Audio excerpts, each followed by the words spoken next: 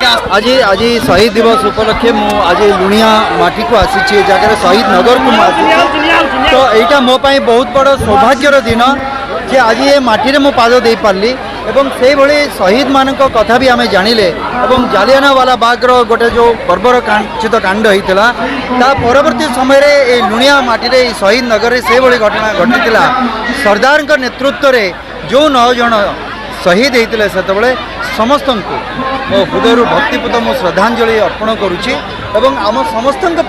ये समस्त शहीद जो मैंने अच्छा समस्ते अनेक अनेक प्रेरणादायी केमी भल पाइबा रही धामनगर माटी आज्ञा धामनगर माटी आपमी भल पाइबा रही मो माटी तो मो माटी माँ मो आगु भी कही यहाँ गोटे माँ जन्म देती आउ गोटे माँ मत पाली पोषिकी बड़ कर गोटे माँ जहाँ मो परिवार चलुची से हूँ सिनेमा ये 3टा माँ को लेकिन सब गर्वित प्रकृति में जो मैंने भारत को स्वाधीन करिसेंती आम स्वाधीनता आनी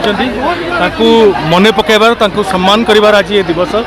आज उत्सव पालन होती अनेक जगह अच्छी जो मानकर बलिदान विषय सारा ओडिशा रे सारा भारत में लोक आज भी जानी ना तो ये सब विषय केमती लोक जानतु सान पिला माने निज शिक्षा से केमती बुझे जाना पातु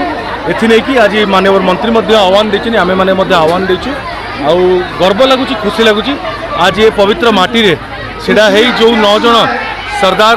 मुरलीधर बाबूंकर मुरलीधर पंडा बाबूंकर नेतृत्व में जो 22 सेप्टेम्बर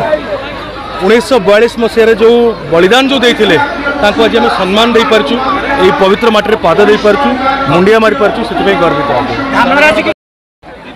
गर्व और गौरवर कथा जे शहीद दिवस रे उपस्थित रही सही अमर शहीद मान को आम श्रद्धांजलि जनईलु आम समस्त गर्व और गौरवर कथा जो माटी रे जो मान बलिदान आम स्वाधीनता पाई से ओडिया वीर मान माटी आज आम छड़ा हो निश्चित भाव में आज दिन में से बलिदान को मन पकार दिन एवं जड़े जड़े सच्चा देशप्रेमी भाव में स्वप्नर भारत देखापी से बलिदान देते स्वप्नर भारत को गठन करने संकल्प नबार दिन धन्यवाद भव्यतार सहित शहीद मानकर जो बलिदान अच्छी ताकू ए अंचलवासी स्मरण करुछंती ताकू ए राष्ट्र स्वीकृति देछि जो माने देशपाई निजर प्राण को उत्सर्ग करने को पछई नाहंती सेमानंक पाई ये जाति कृतज्ञ एवं अतीतर जो ऐतिह्य रहिला अतीतर जो वीर गाथा रहिला ताहाकू जदि भविष्य को आसुवा पीढ़ी माने न जानिबे तेबे तांकर कौनसी मर्यादा रहिबो नाही बोली मु भाबुछि तेणु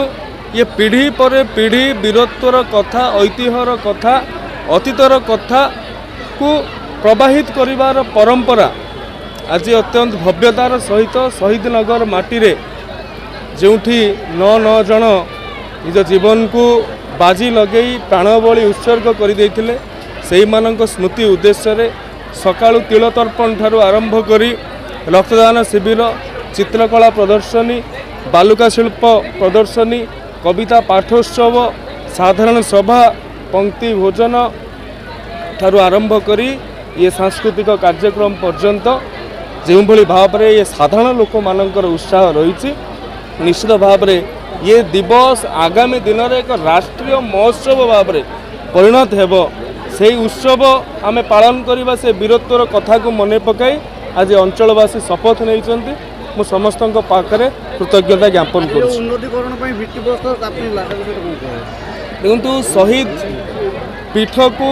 पर्यटक मैंने आसबार आवश्यकता अच्छे राजस्व नुहे अतीतर कथा के भाव में समस्ते जानतु जो मैंने अनसंग हीरो रहिले परदा पछर नायक रहिले जो मानकर लहू लुहरे आज देश स्वाधीन होइछि जो मानकर निश्वास रे आज तिरंगा पताका फरफर होगी उड़ुछि सेही मानकु जानिबा पई ये पीठर उन्नतीकरण ये रास्तार उन्नतीकरण ये अंचलर सौंदर्यीकरण आवश्यकता अच्छी तेबे जाई धीरे धीरे आमे जो संकल्प नहींछु जे शहीद दिवस पालन को आम राज्य स्तरीय परवर्ती समय आहरी आगू नापी निश्चित भाव में सफल है। धन्यवाद। 82 वर्ष शहीद स्मृति दिवस पहुंची आम अंचलवासी एक विपुल आग्रह और आनंद उत्साह उत्सव को पालन कर शहीद स्मृति रक्षा समिति सभापति माननीय मंत्री ତାଙ୍କର ଆଗ୍ରହ କ୍ରମେ ଆଜି ଶହୀଦ ଦ୍ୱୀପର ଉନ୍ନତି ପାଇଁ 2 କୋଟି ଟଙ୍କାରେ ଏକ ପ୍ରକଳ୍ପର ଶିଳାନ୍ୟାସ କରାଯାଇଛି। ତେଣୁକରି ଏହା ନିଶ୍ଚିତ ଭାବରେ ଏକ ଭବ୍ୟ